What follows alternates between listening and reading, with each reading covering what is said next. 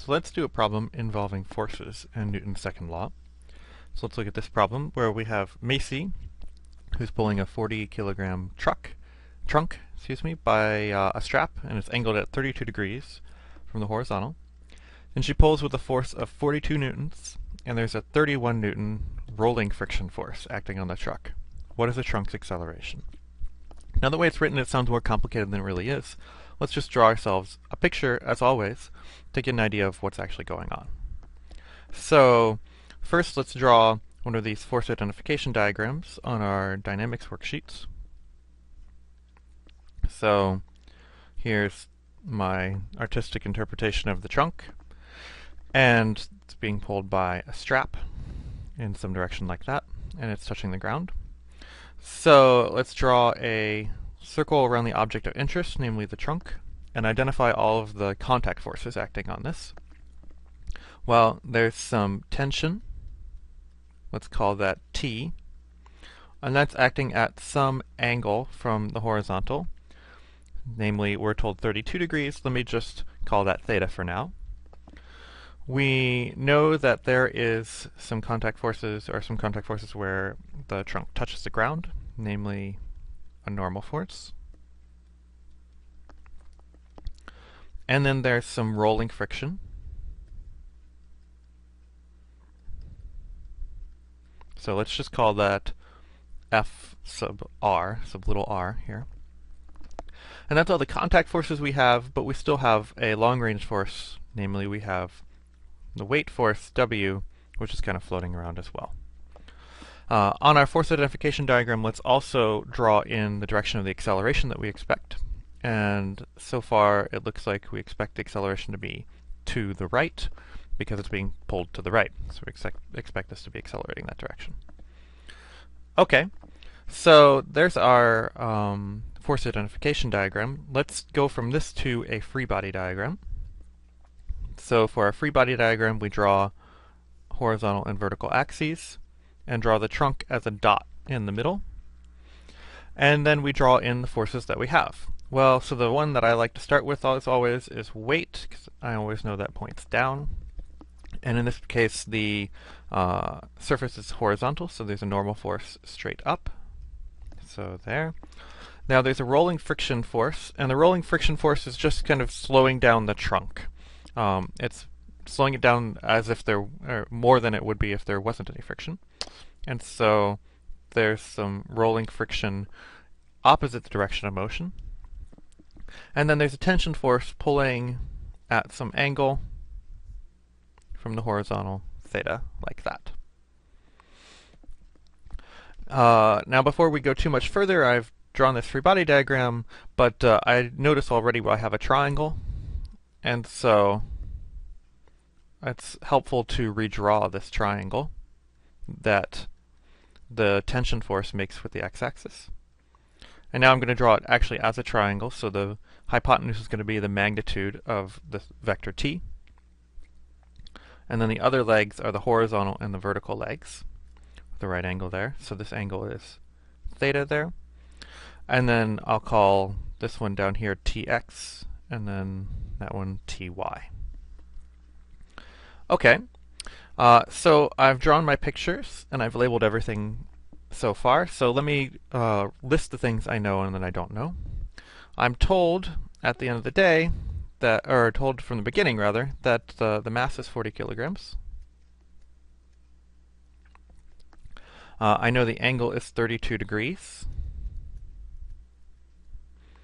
The force that Macie is pulling with is 42 newtons, so the tension force, the magnitude of that tension force, is 42 newtons.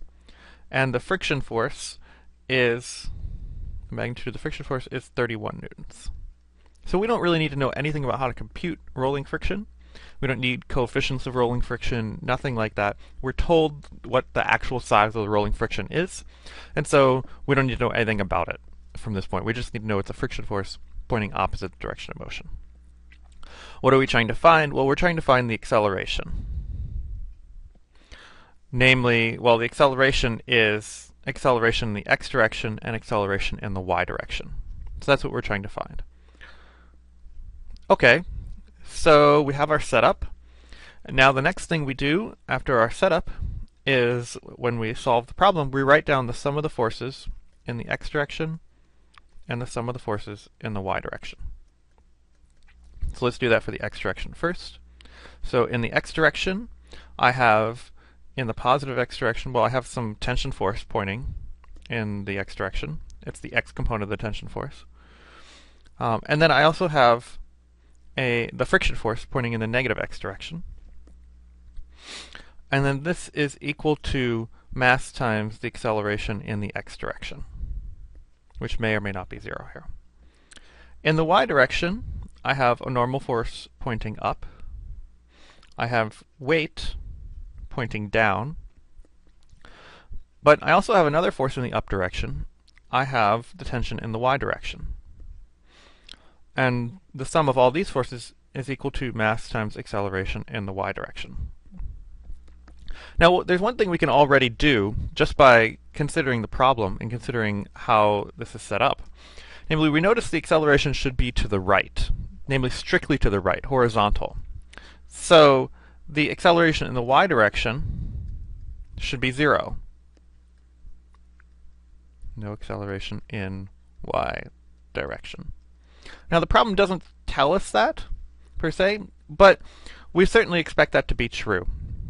It would be surprising if you're pulling this trunk and you're actually lifting it off of the ground so that it accelerates upward. That's what an acceleration in the y direction would be. So there's no acceleration in the y direction. We just need to worry about acceleration in the x direction. So what we need to do is we really need to find acceleration ax. In order to do that, we need to figure out what the x component of the tension is. So let's go back to our triangle that we had drawn before, up here, and use trig to figure out the x and the y components. So if I take cosine of the angle, theta, I notice cosine of the angle theta is the x component over the magnitude of the tension T.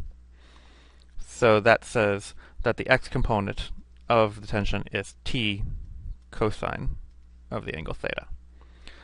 Just for completeness, let's do sine of the angle theta. So that's the y component over the magnitude of the tension T. So the y component, which we won't need, but nonetheless we're just going to compute it for fun, is T sine theta. Okay. So using now what we know about the x component of the tension in terms of the magnitude of T and cosine theta, let's plug that into this equation, this sum of the forces in the x direction. So Tx was T cosine theta minus the magnitude of the friction force, Fr, and that's equal to mass times the x acceleration. And we want to find ax, so solve this for the acceleration in the x direction. So we solve this for the acceleration in the x direction.